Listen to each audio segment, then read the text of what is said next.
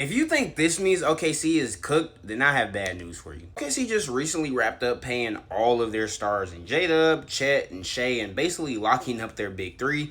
Wu will collectively make 822 M's per year, which is a lot of money and will take up a good majority of the cap. And this has a lot of people saying OKC's cooked. They're not going to be able to pay anybody. This isn't going to work. But I have bad news for you if you think this is the case. So when you look at their cap situation, especially when these extensions kick in 2027, it's looking like they're going to be over the second apron. So this could give some cause for concern. How are they going to build a roster around J-Dub, Chet, Shea? How are they going to replace these great role players?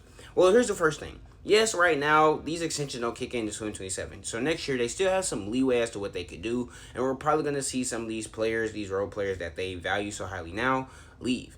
But another thing to keep in mind is the cap goes up every year. So as of right now, Shea's contract and J-Dub and Chet is going to take up a significant amount of the cap regardless of the year.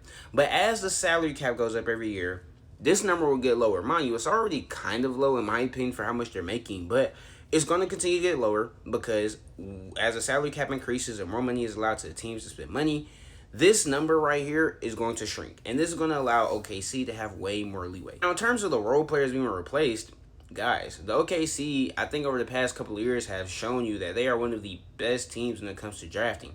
When it comes to guys like Nikola Topic, Brooks Benzier, Ousmane Dieng, or whoever else they have on this team, OKC is very capable of replacing these role players, and I honestly think that's the plan. Yes, Isaiah Hartenstein might leave, Alex Caruso will end up leaving, but then you have a AJ Mitchell, a Nikola Topic, a Thomas Sorber coming in right behind them, so they're not really worried about these guys leaving. A team that can draft really well, has a stash load of draft picks, and already has some guys right now that could replace their current role players, OKC is going to be just fine.